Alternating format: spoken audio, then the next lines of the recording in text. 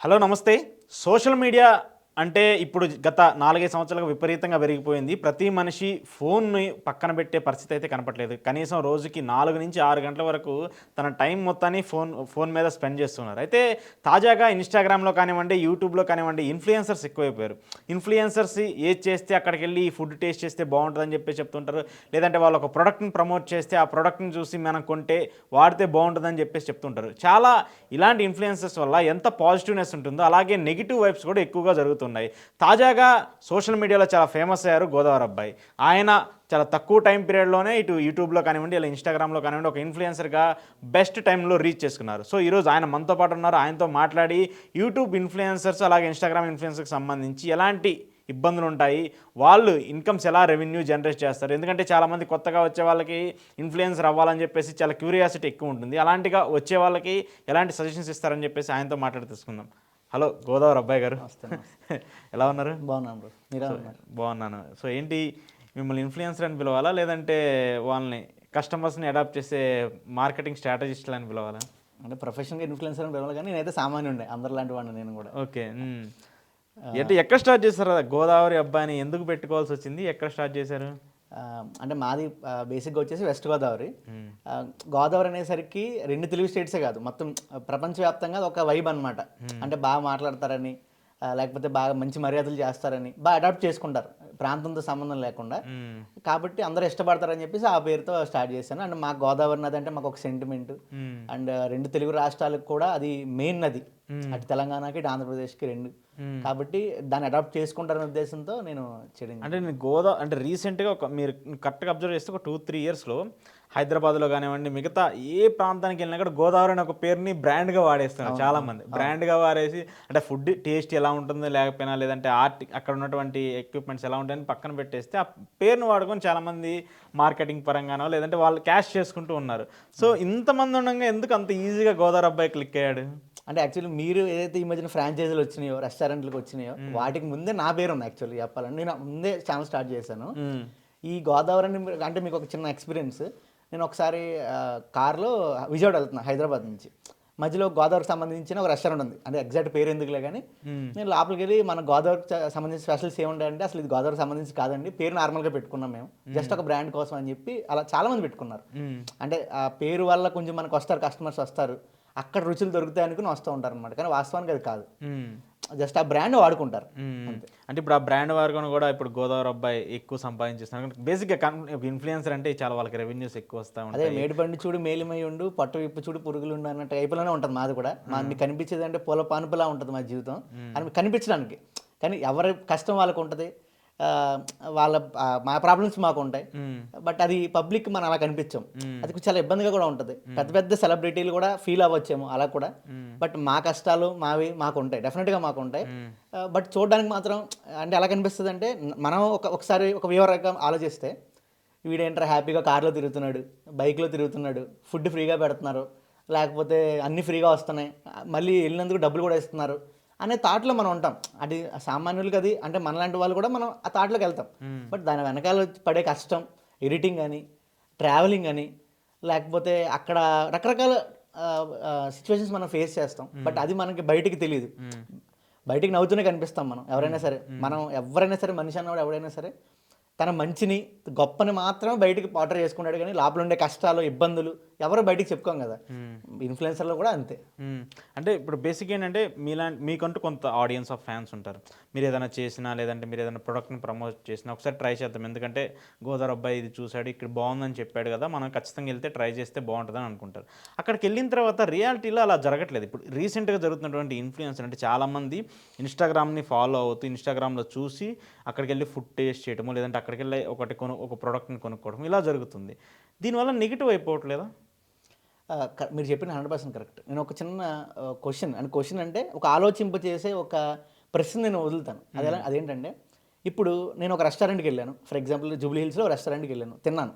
Video తీసుకున్నాను. చాలా బాగుందని చెప్పి వీడియో పెట్టా. మీరెళ్లారు. అస్సలు బాలా ఫుడ్. హ్మ్. అప్పుడు మీరేమంటారు ఆబ్వియస్‌లీ నన్ను తిట్టుకుంటారు. కానీ మీరు ఒకటి ఆలోచించాల్సిన విషయం ఏంటంటే, అదే చెఫ్ వండుండొచ్చు, వండకపోయుండొచ్చు. హ్మ్. ఫుడ్ సిస్టమ్ అనేది చాలా పెద్ద చైన్. కూరగాయలు పండించే రైతు దగ్గర నుంచి ఉప్పు, కారం ఎవ్రీథింగ్ రకరకాల ప్లేసుల నుంచి వస్తాయి. దాంట్లో ఏది కల్తీ అని అసలు మనం పట్టుకోలేం. కాబట్టి నేనెళ్ళినప్పుడు బాగుండుండొచ్చు. మీరు వెళ్ళినప్పుడు బాగాలేకపోయి ఉండొచ్చు. కాబట్టి దాన్ని మనం ఎవరు ఏం చేయలేని పరిస్థితి. మేనేజ్మెంట్ మారుండొచ్చు, చెఫ్ మారుండొచ్చు, లేకపోతే సర్వ్ చేసినప్పుడు తేడా అయి ఉండొచ్చు, కొంచెం ఉప్పు ఎక్కువ వేసి ఉండొచ్చు, తక్కువ వేసి ఉండొచ్చు, రకరకాల రీజన్స్ ఉంటాయి. డెఫినెట్గా మంచి ఉన్న చోట చెడు ఉంటుంది, రాముడు ఉన్న చోట రావణాసురుడు కూడా ఉంటుంది. ఒకసారి జరిగితే ఓకే, అది కంటిన్యూగా రిపీటెడ్ అయితే ఇప్పుడు ఏంటంటే కొంతమంది ఏంటంటే ఫుడ్ బాగాలేకపోయినా మార్కెటింగ్ అంటే ఒక పెద్ద బయట నుంచి ఒక పెద్ద ఏదో అంటారు పెద్ద బూచిగా చూపించి లోపలికి వెళ్ళేసరికి ఏది ఉండదు అంటారు కదా. సో ఇక్కడ మార్కెటింగ్ అదే అయిపోతుంది. మీలాంటి వాళ్ళని ఉపయోగించుకొని వాళ్ళు ఒక బయటకు ఒక డ్రామా క్రియేట్ చేస్తున్నారు, లోపలికి వెళ్ళేసరికి సినిమా ఫ్లాప్ అవుతున్నట్టు కనిపిస్తుంది. అదే అలాంటివి కూడా ఉన్నాయి. అంటే నేను చేసిన అన్న కానీ కొంతమంది చేసినవి కూడా ఉన్నాయి. ఇప్పుడు ఎలా అంటే అంటే పేరు నేను రెస్టారెంట్స్ పేరు చెప్పానంటే వాళ్ళది అనవసరంగా బిజినెస్ పోతుంది. కానీ వాస్తవాలు ఒకటి మాట్లాడుకుంటే ఇప్పుడు మనకి కుకట్పల్లి దగ్గర ఒక బిర్యానీ పాయింట్ ఉందన్నమాట, బాగా ఫేమస్. అందరూ వెళ్ళి అక్కడ బిర్యానీ తింటూ ఉంటారు, అది పక్కన పెడదాం.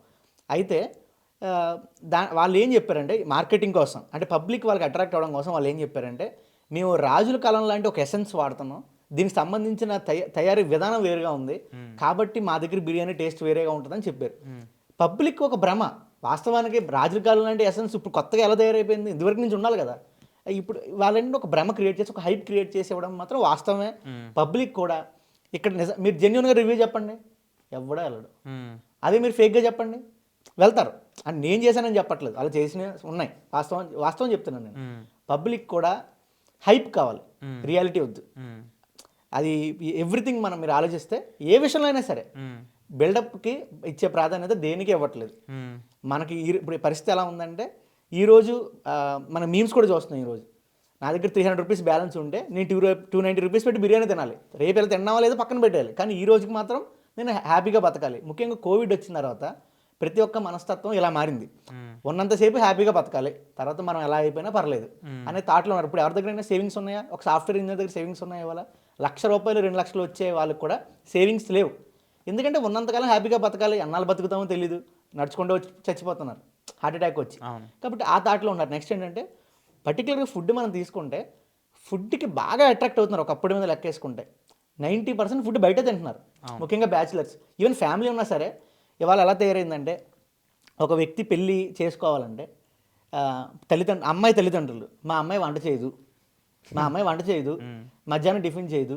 నేను పర్టికులర్గా మా ఫ్రెండ్స్కి సంబంధాలు చూసి వాళ్ళు చెప్పిన ఎక్స్పీరియన్స్లో చెప్తున్నారు, లైవ్ ఎక్స్పీరియన్స్లు. చాలామందికి తెలిసే విషయం ఎలా అంటే, పొద్దున్న టిఫిన్ బయట తెచ్చేసుకోవాలి, మధ్యాహ్నం వంట మీరే వండుకోవాలి, మళ్ళీ నైట్ బయట తెచ్చేసుకోవాలి, ఇల్లు మీరే తుడుచుకోవాలి, పని మనిషిని పెట్టుకోవాలి, మా అమ్మాయి వంట చేయదు, మీ తల్లిదండ్రులు మీతో ఉండకూడదు, ఇలా రకరకాలు వచ్చేసినాయి. కాబట్టి ఎవరైతే ఈ కప్పులు ఉంటున్నారో వీళ్ళు కూడా బయటికి వెళ్ళి తినడానికి ఇష్టపడుతున్నారు తప్ప ఇంట్లో ఫుడ్ వండుకోవడానికి ఇష్టపడట్లేదు. దానివల్ల రెస్టారెంట్స్ పెరుగుతున్నాయి. మీరు ఇంకొక కోణంలో ఆలోచించాల్సింది ఏంటంటే, రెస్టారెంట్స్ మీరు క్లిక్ అయిన రెస్టారెంట్స్ మాత్రమే చూస్తున్నారు. రామేశ్వరం కేఫ్ కానీ లేదా బాబాయ్ హోటల్ అని ఇలాంటివి మీరు చూస్తున్నారు. కానీ రెస్టారెంట్ ఇండస్ట్రీలో లక్షలు కోట్లు పెట్టి నాశనం అయిపోయిన వాళ్ళు చాలామంది ఉన్నారు. దాని గురించి కూడా మనం అవేర్నెస్ క్రియేట్ చేయాలి, మీ ఛానల్ ద్వారా కూడా క్రియేట్ చేయాలి తర్వాత డెఫినెట్గా. ఎందుకంటే రొటేషన్లో తెలియదు. రెస్టారెంట్ ఏంటంటే మనం చికెన్ తెస్తాం, మటన్ తెస్తాం, రకరకాలుగా తెస్తారు, చాలా కష్టం అది. డాక్టరు, పోలీసు, రెస్టారెంట్ బిజినెస్ చాలా కష్టం, ఇద్దరు ఉండదు వీళ్ళ వర్క్. ఎనీ టైం వాళ్ళు వర్క్ చేస్తూనే ఉండాలి. చాలామంది ఫ్రాంచైజీలు తీసుకుని 10 లక్షలు 20 లక్షలు ఓన్లీ ఫ్రాంచైజీ ఖర్చు పెట్టి ఇబ్బంది పడిన వాళ్ళు కూడా ఉన్నారు. పబ్లిక్కి హైప్ కావాలి, ఆ హైప్ సృష్టించడం కోసమే క్రియేటర్స్. అంటే నేను అదన్నా ఇప్పుడు మీలాంటి వాళ్ళు హైప్ తీసుకొస్తారు. మీలాంటి వాళ్ళు బేసిక్ ఏంటంటే జనరల్గా ఏంటంటే ఒక ప్రోడక్ట్కి ఒక కంపెనీకి జనాలకి మధ్యలో ఉండే ఒక బోర్డర్ ఏంటంటే మార్కెటింగ్ పర్సన్స్. అంటే మీరు ఇన్ఫ్లుయెన్సర్స్ అని మీరు ఎలా చెప్తారో, మాలాంటి వాళ్ళు దాని ఒక మార్కెటింగ్, అది కూడా ఒక మార్కెటింగ్ స్ట్రాటజీనే. మిమ్మల్ని మార్కెటింగ్ స్ట్రాటజీగా ఉపయోగించినట్టు మీరు ఎలా ఎస్టాబ్లిష్ చేస్తే అది జనాలకు అలా ఎస్టాబ్లిష్గా కనిపిస్తుంది. అంటే మీరు ఎలా చెప్తారో జనాలు అదే మైండ్లో పెట్టుకుని వెళ్తారు. అది బాగుంటుందా బాగోదా అది సెకండరీ. సో అలా వెళ్తున్నప్పుడు కొంతమంది దాన్ని మిస్యూజ్ చేసి, కొంతమంది దాన్ని ఒక రాంగ్ వేలో ప్రొటెక్ట్ చేసుకుని రాంగ్ వేలో యూజ్ చేసుకున్నారు కదా, దానివల్ల ఇబ్బందే కదా. ఇక్కడ మనం రీసెంట్గా మీరు చూసినట్లయితే ఇంటర్నెట్లో కానీ సోషల్ మీడియాలో కానీ చాలా ట్రెండింగ్ అయింది ఒక టాపిక్. అదేంటి? Betting apps promotion. అవును, బెట్టింగ్ యాప్స్ ప్రమోషన్ ఇప్పుడు కూడా ట్రెండింగ్లో ఉంది. దాని గురించి పూర్తిగా అవగాహన ఎవరికి లేదు, రకరకాల ఉన్నాయి. అంటే నేను ఈ ఫీల్డ్లో ఉన్నాను కాబట్టి నేను చూసాను, నాకు అల్లారా, నాకు ఎక్స్పీరియన్స్ ఉంది కాబట్టి నేను చెప్పేది ఏంటంటే, హర్ష సాయి లాంటి పెద్ద పెద్ద ఇన్ఫ్లుయెన్సర్లు ఉన్నారు, ఆయన ఒక మాట అన్నారు, నేను చేయకపోతే ఇంకొకరు చేస్తారనేది 100% వాస్తవం. ఎందుకంటే మీరు ఒక విషయం మీరు ఆలోచించండి, మీరు ఇదివరకు మన మార్కెటింగ్ అంటే పేపర్ లేదా పాంప్లెట్లు మంచి పెట్టడం. మీరు పాంప్లెట్ ఇస్తే చదువుతారు. ఇప్పుడు ఒక 30 సెకండ్లు దాని మీద మీరు దృష్టి పెడతారా? పెట్టరు. పేపర్ చదువుతారా? పేపర్ ఎంతమందికి అలవాటు ఉంది ఇప్పుడు యూత్కి? లేదు. టీవీ చూస్తున్నారు కనీసం? లేదు. కాబట్టి ఇప్పుడు ఏంటంటే సోషల్ మీడియా ఇన్ఫ్లుయెన్సర్లు మాత్రమే దాన్ని ప్రమోట్ చేస్తారు. నేను అయిపోతే ఇంకొకరు చేస్తారు, దాన్ని ఎవరు ఆపలేరు. ఈవెన్ బెట్టింగ్ యాప్లు ప్రమోట్ చేస్తున్నారని చెప్పి హర్ష సాయి గారు లాంటి మీద అది వాస్తవం ఏంటంటే కరెక్ట్ కాదు. కానీ మరి ఒక ధోని గారు బ్యాట్ పట్టుకొని 1x బెట్ అని చెప్పి పెట్టినప్పుడు మరి ఎవడో మాట్లాడే. ఇది ఎలాంటిదంటే సిగరెట్ ప్యాకెట్ మీద ఇంజూరియస్ టు హెల్త్ అని రాస్తారు, కానీ సిగరెట్ ప్యాకెట్ అమ్మడం కోసం గవర్నమెంట్ మాత్రం పర్మిషన్ ఇస్తుంది. అలాంటిది అలా ఉంటుంది ఇది. మరి ఇది తప్పు అయితే గవర్నమెంటే బ్యాన్ చేయాలి. అంటే ఇప్పుడు మీరు చెప్పేది అంటే బెట్టింగ్ యాప్స్ ప్రమోట్ చేయడం తప్పు కదా? 100% తప్పే, నేను కాదని అనట్లేదు, కానీ దాన్ని గవర్నమెంటే బ్యాన్ చేయాలి కదా. గవర్నమెంట్ బ్యాన్ చేయకుండా అంటే ఇక్కడ ఏంటంటే మీరు చెప్పింది ఇప్పుడు డఫా బెట్ ఉంది, ఇట్స్ లీగల్లీ అంటే గవర్నమెంట్ తీసుకొచ్చిన నామ్స్ ప్రకారము లీగల్గా చేస్తున్నారు. లేదంటే డ్రీమ్ 11 ఉంది, ఇది గవర్నమెంట్ తీసుకొచ్చిన లీగల్. అంటే ఇలాంటి వాటిని ప్రమోట్ చేయడంలో దే డోంట్ హ్యావ్ అబ్జెక్షన్స్, ఎందుకంటే దానికి ఒక నామ్స్ ఉంటాయి, గవర్నమెంట్ ఒక కండిషన్స్ పెడుతుంది.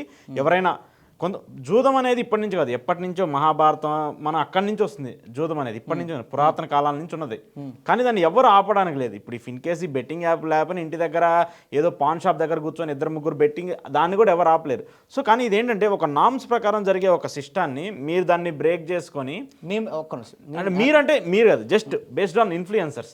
నేను ఇన్ఫ్లుయెన్సర్ తరపున మాట్లాడుతున్నాను, ఇప్పుడు నా పర్సనల్గా మాట్లాడట్లా, మిగతా వాళ్ళ తరపున కూడా నేనే మాట్లాడుతున్నాను. నేను బ్రేక్ చేయడం కాదు, ఏదైతే మీరు చెప్పిన డఫా బెట్ కానీ లేకపోతే కొన్ని ఏవైతే ఉన్నాయో వాటిని మాత్రమే ప్రమోట్ చేస్తాం. దీంట్లో ఒకవేళ ఆ యాప్ ఇన్స్టాల్ చేసుకుంటే మనీ కట్ అయిపోయే యాప్స్ ఎవరు మ్యాక్సిమం చేయలేదు నేను అనుకుంటున్నా. అది చేస్తే డెఫినెట్గా తప్పే, ఇది కూడా తప్పే. నేను ఏమన్నానంటే వ్యసనానికి రూల్స్ పెట్టింది గవర్నమెంట్, అది వ్యసనం. మనం ఏదైతే మనం జోదం అనేది ఒక వ్యసనం, అత్యంత ప్రమాదకరమైన వ్యసనం. అదేంటి ఈజీ మనీకి అలవాటు పడిన వాళ్ళు చేస్తారు. నాకు తెలిసిన ఒక అతను ఉన్నాడు, ఇప్పుడు జస్ట్ ఇందాక కూడా మాట్లాడాను అతనితో. అతను అక్షరాల 35 లక్షల రూపాయలు నా కళ్ళ ముందే పోగొట్టాడు. 35 లక్షలు. నేను ఎంత బతిమాల కాలు పట్టుకున్నా వినలా, ఎందుకంటే ఈజీ మనీకి అలవాటు పడిపోయాడు. ఇప్పుడు రేపొద్దున్న 30 లక్షలు పెడితే 60 లక్షలు వచ్చేయాలి. అదే 30 లక్షలు ఒక సామాన్యుడు సంపాదించాలంటే ఎంత టైం పడుతుంది? అది ఆలోచించే పరిస్థితి లేదు. డెఫినెట్గా బెట్టింగ్ యాప్స్ ప్రమోట్ చేయడం తప్పే, కానీ అంటే ఇప్పుడు మీరు నన్ను ప్రశ్నించగలుగుతారు, లేకపోతే కొంచెం పెద్ద ఇన్ఫ్లుయెన్సర్ని ప్రశ్నించగలుగుతారు. మీరు ధోనినో విరాట్ కోహ్లీనో లేకపోతే పెద్ద పెద్ద సినిమా హీరోలు ఉన్నారు, వాళ్ళు చేస్తున్నారు, వాళ్ళని ఎవరన్నా ప్రశ్నించగలరా? ప్రశ్నించగల సత్తా ఉందా? లేదు. కాబట్టి మా మీద పడుతున్నారు, మేము చేయకపోతే ఇంకొకరు చేస్తారు. అలానే మోసం చేయడం తప్పే, అది కూడా నేనే ఒప్పుకుంటున్నాను.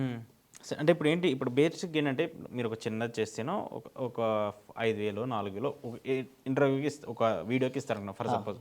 అంటే ఇప్పుడు ఏంటంటే బేసిక్గా ప్రతి మనిషికి డబ్బు అనే దాని మీద ఒక ఆశ ఉంటుంది. అది కొంతమందికి ఇంకొంచెం ఎక్కువ ఉండొచ్చు, కొంతమంది తక్కువ ఉండొచ్చు. మీకు అవకాశాలు వస్తున్నప్పుడు దాన్ని క్యాష్ చేసుకోవడం కోసం ఇట్లాంటి బెట్టింగ్ యాప్స్ ఏంటంటే వాళ్ళు ఎక్కువగా క్యాష్ పే చేస్తారు, కొంచెం లక్షల్లో కొంతమంది పే చేస్తారు, బేస్డ్ ఆన్ పే చేసిన బట్టి రీచ్ని బట్టి ఉంటుంది. సో అలాంటి వాళ్ళకి మీకు కూడా ఫైనల్గా మీరు పనిచేసేది డబ్బు కోసమే కదా, ఎవరైనా పనిచేసే డబ్బు కోసమే. అలాంటి దగ్గర అట్రాక్ట్ అవ్వి తీసుకొని చేస్తున్నప్పుడు ఇలాంటి వాటిని కూడా మీరు అబ్జెక్ట్ చేయాలి కదా అని అంటాను నేను. నేనేమంటానంటే 100% కరెక్ట్. మీకు ఇప్పుడు ఆ విషయం నేను పాయింట్ మిస్ చేసి మీరు బాగా గుర్తు చేశారు. ధనం మూలం ఇదం జగత్.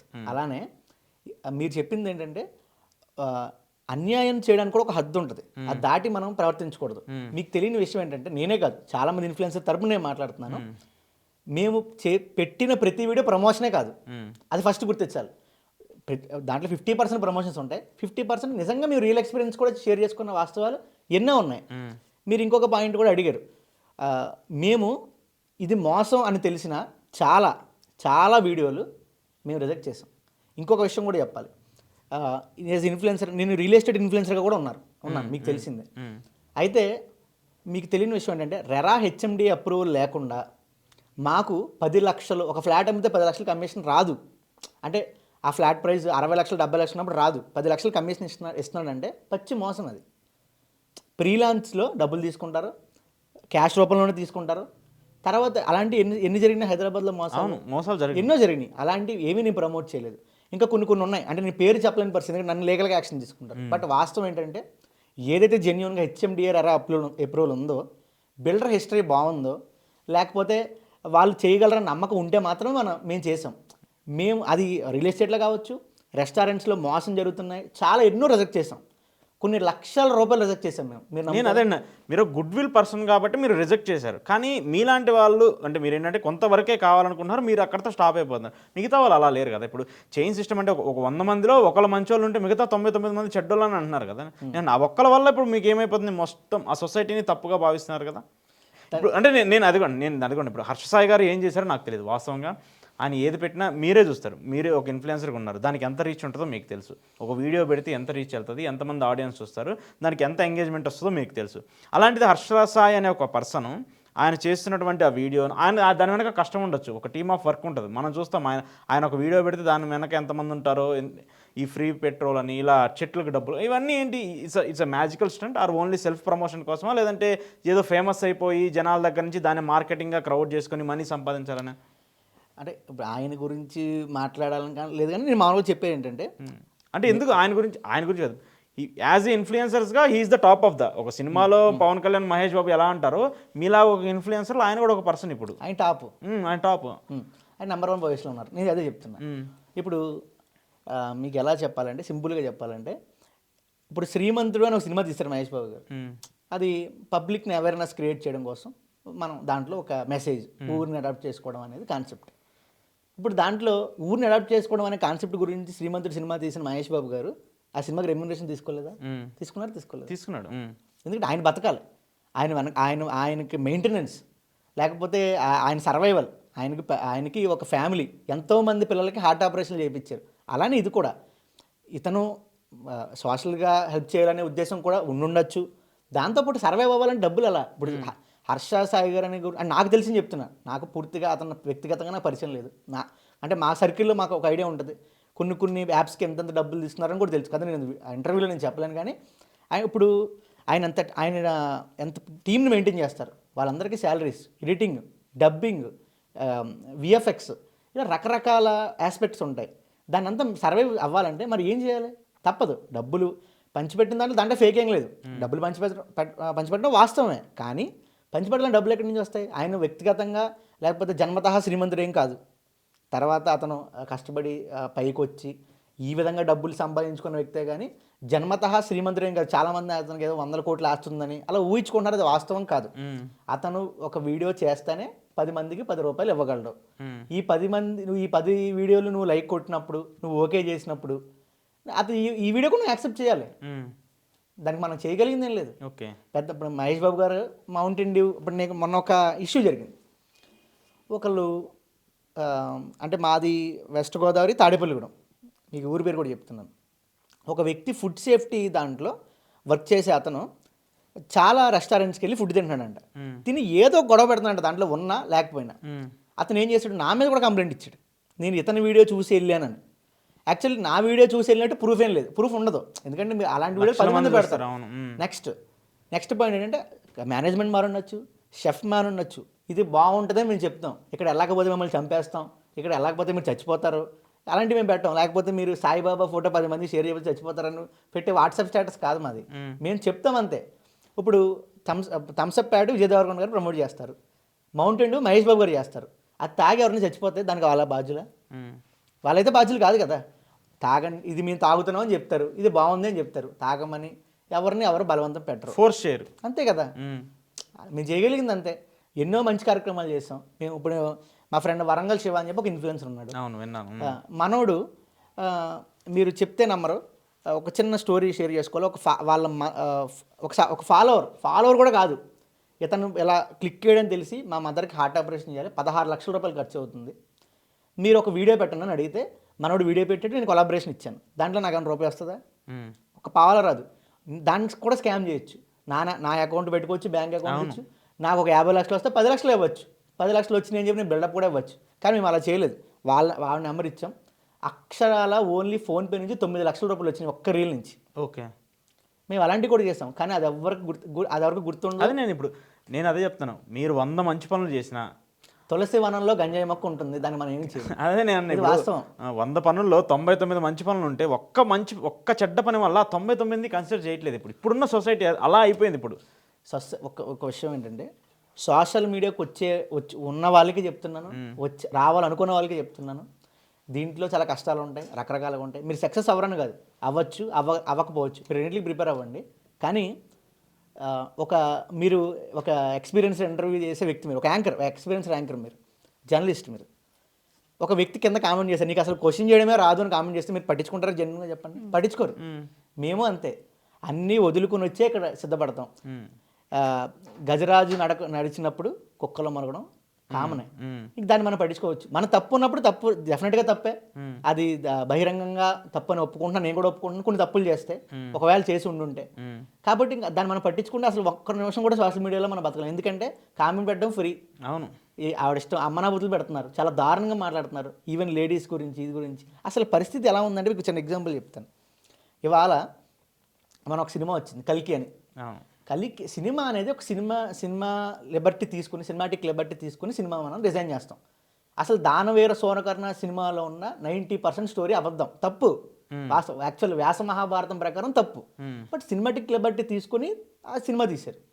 ఇప్పుడు పెద్ద పెద్ద ఇప్పుడు అవధూతలు కానీ, లేకపోతే జ్ఞానం కలిగిన వ్యక్తులు కానీ, వీటి మీద ఐడియా ఉన్న వ్యక్తులు కానీ, వాళ్ళు వ్యాస మహాభారతం చెప్తుంటే నీకేం తెలుసు, కింద కామెంట్ నీకేం తెలుసు, కర్ణుడు గొప్ప, కృష్ణుడి కన్నా కర్ణుడు గొప్ప అంట. ఈ జగత్తును సృష్టించిందే కృష్ణుడు, ఆ నాటకాన్ని సృష్టించిందే కృష్ణుడు. ఆ కృష్ణుడికి కూడా తెలియదు, ఒరిజినల్ వ్యాస మహాభారతం కూడా వీడే వక్రీకరించేస్తున్నాడు. అంటే కృష్ణుడి కన్నా కర్ణుడిని ఎక్కువ నమ్మే ప్రపంచం ఇది.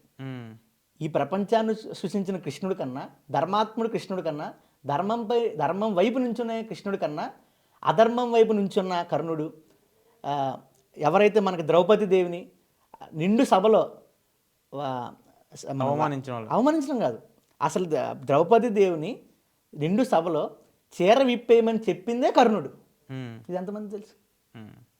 అంటే ఈ రోజు కూడా మనం సహించగలమా? మన కళ్ళ ముందు ఒక స్త్రీ చీర విప్పేస్తుంటే మనం చేతులు కట్టుకుని నుంచోం కదా. ఇన్ని 5,000 సంవత్సరాలు అయిన తర్వాత కూడా మనం సహించలేని విషయాన్ని అంతకు ముందు జరిగితే అతను గొప్ప అని చెప్పి కింద కామెంట్లు పెట్టే పరిస్థితిలో ఉన్నాం మనం. అలాంటి సమాజంలో ఎవడో ఏదో అన్నాడని అసలు మనం పట్టించుకోవాల్సిన అవసరమే లేదు. మనం తప్పు చేయనప్పుడు, తప్పు చేస్తే డెఫినెట్లీ రిగ్రెట్ ఫీల్ అవ్వాలి. ఓకే, సో ఏంటి ఇన్ఫ్లుయెన్సర్స్ లైఫ్ బాగుంటుందా, పీస్ఫుల్గా ఉంటుందా? అంటే ఇప్పుడు ఇవన్నీ కామెంట్స్ అవన్నీ కాదు, బేసిక్ ఏంటంటే ఇందాక మనం మాట్లాడుకున్నాం, మనీ ఈజ్ అల్టిమేట్, దాన్ని మించింది ఏది లేదు. సో ప్రతి ఒక్కరు సంపాదించడం కోసం ఏదో ఒకటి పని చేస్తూనే ఉంటారు.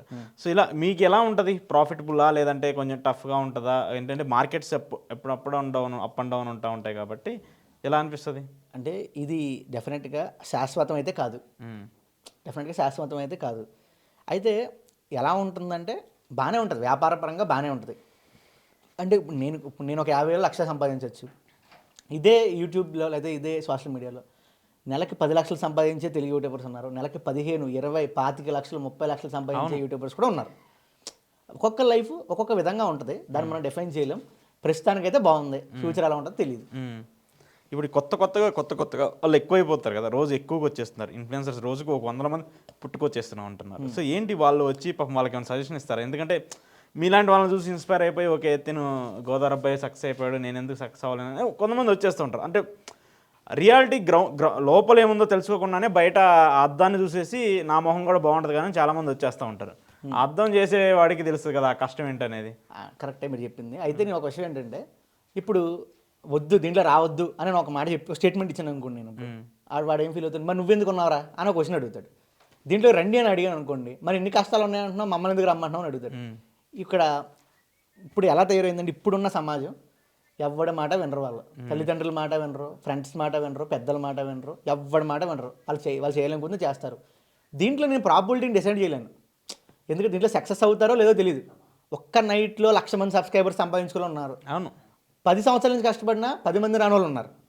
అది దురదృష్టాలు బట్టి, పరమేశ్వరుడు ఇచ్చిన మనకు రాసిన దాన్ని, నుదుటి మీద రాసిన దాన్ని బట్టి ఉంటుంది తప్ప మనం చేయగలిగింది ఏం లేదు. అది మీరు అన్ని రిస్కులు, ఇది డెఫినెట్లీ రిస్కే, 90% రిస్క్ ఉంటుంది దీంట్లో.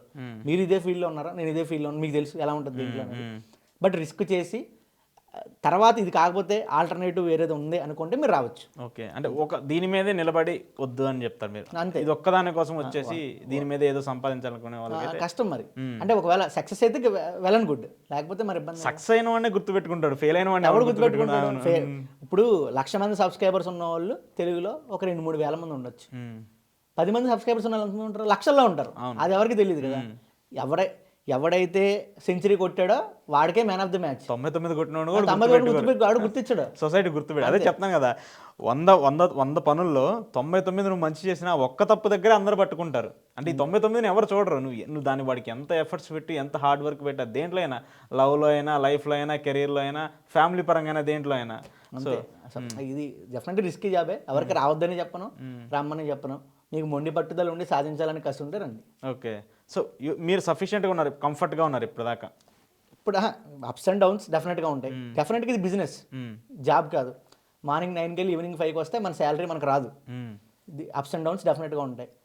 అవన్నీ ఫేస్ చేసుకుని వచ్చాను. అవి నాకు ఇష్టం.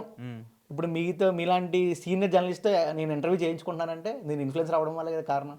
అదే నేను ఒక సాఫ్ట్వేర్ ఇంజనీర్ అనుకోండి, మీరు నన్ను ఇంటర్వ్యూ చేస్తారా? అవును, అంతే. అదొక ఆ ఫీల్డ్ మనం ఇష్టపడ్డాం. ఇష్టపడిన దాంట్లో కష్టం ఉన్నా తప్పదు. సో ఏంటి ఇప్పుడు మార్కెటింగ్స్, మీరు మార్కెటింగ్స్ చేస్తున్నారు రియల్ ఎస్టేట్ పరంగా, వీటి పరంగా. సో ఎలాంటి ఏంటంటే కొత్త వాళ్ళకి ఏదన్నా వాళ్ళకి ప్రమోషన్స్ చేయాలనుకుంటే మీరు ఏం చెప్తారు?